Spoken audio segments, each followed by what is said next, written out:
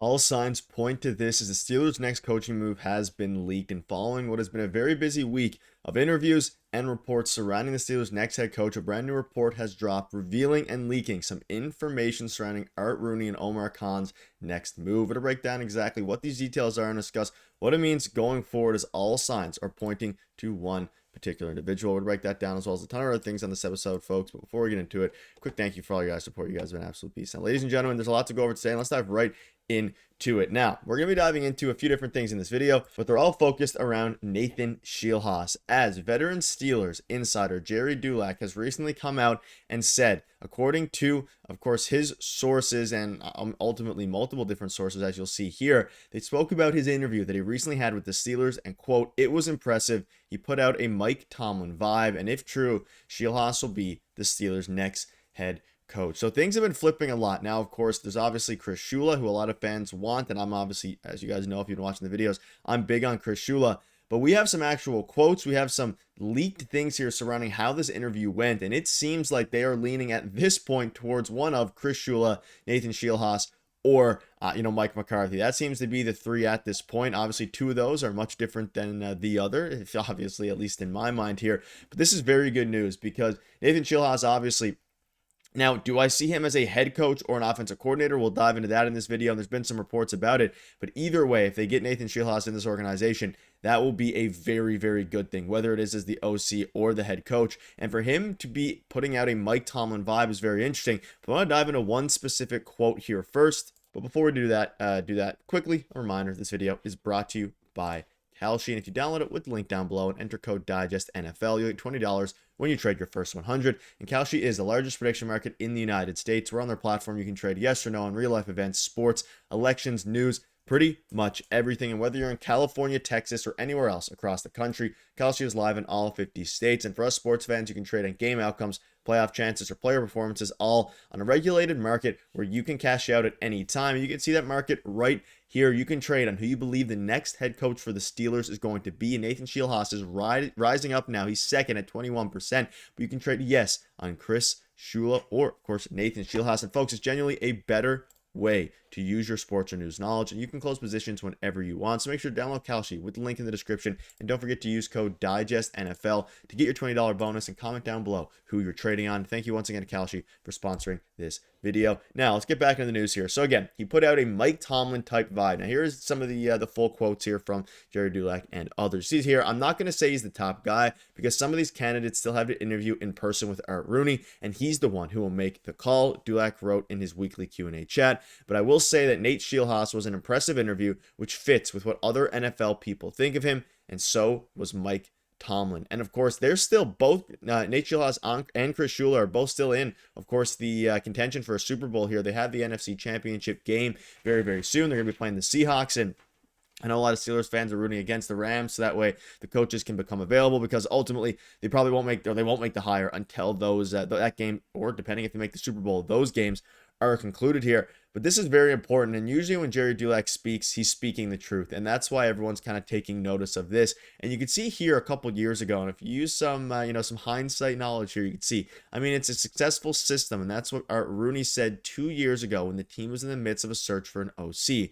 There's no two ways about it. Those guys have had a lot of success, and their approach to offensive football had been pretty impressive. That's obviously talking about the Rams. And some notes on Nate Scheelhaase. He had also had virtual interviews with the Ravens, the Browns, and the Raiders. So a couple interesting teams. Obviously, the Ravens are very impressive. But keep in mind, Scheelhaase does have a second interview with the Browns. Now, the big question mark becomes, is it going to be a head coaching spot, or is it going to be an offensive coordinator spot? Now, obviously, I had a video yesterday. The big perfect ideal scenario here is they hire Chris Shula as the head coach, and then Nate Scheelhaase comes in with Chris Shula as the offensive coordinator. That would obviously be a very impressive duo there.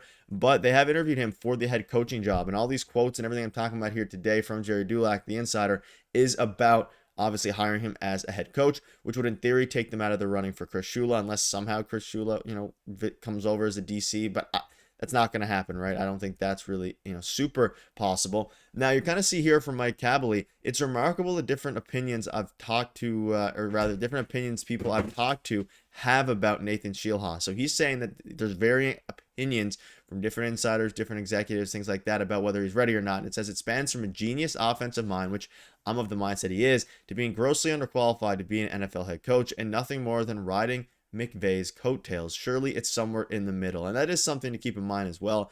Anytime you hire a coach from, of course, the Shanahan tree or the Sean McVay tree, how much of it is because of those head coaches? How much is it, of their own work? I'm pretty confident Nathan Scheelhaase will be a very good offensive mind. Same with Chris Shula. Obviously, he's taking a bottom paid defense in the Los Angeles Rams defense and bringing them to an NFC Championship game and potentially a Super Bowl. But let me know rather, down below what you think about this specific move. Would you prefer Chris Shula or would you prefer Nathan Scheelhaase? Do you think he's on the side of the spectrum of, hey, he's not ready to be an NFL head coach. He's probably more suited for an offensive coordinator.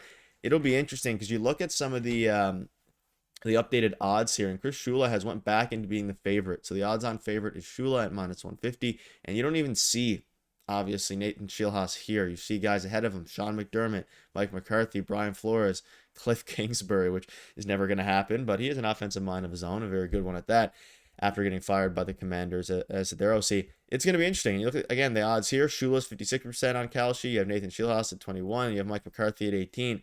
It'll be quite the interesting run because we saw yesterday that Brian Flores signed a contract to return as the Vikings defensive coordinator. Now, of course, if he gets a head coaching role, he can still leave. It doesn't mean he's stuck with the Vikings right now if he does get offered a head coaching role. I don't think the Steelers are necessarily going to offer Flores a head coaching position. He's at +600 at the moment, but it's not completely out of the ordinary for them. It wouldn't be rather out of the ordinary for them to do that because obviously they're talking to a lot of teams about a lot of different individuals. And at this point in time, the other option is Mike McCarthy. And I do want to dive into that a little bit because there's been a lot of dialogue about that today. You can see here from Dan Orlovsky, hiring Mike McCarthy and bringing Aaron Rodgers back would be the worst decision that Pittsburgh could make. And that's the exact same thing I'm talking about. You're going from a 62-year-old coach in Mike McCarthy, if you hire him, compared to 35 or whatever Chris Shula is.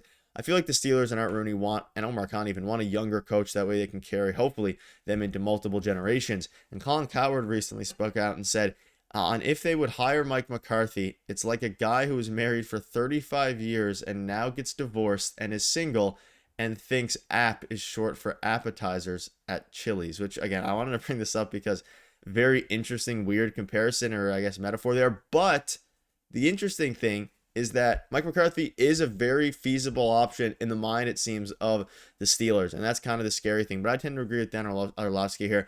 He wouldn't be ideal, mainly because a couple different reasons. He is older and things like that, but also Aaron Rodgers, that would mean he's probably going to return, which I'm not a fan of. I want to see them go out and try different things, and whether that be in the form of bringing in, Malik Willis, drafting a quarterback, though I think they should wait until 2027. Or obviously you can make a trade. There's rumblings about Kyler Murray and others who I don't necessarily agree with. There's a lot of other ways to go about this, and I want to see actual change for the first time in a very long time. But that'll wrap it up, folks. Let me know down below what your thoughts are. We'll see you later.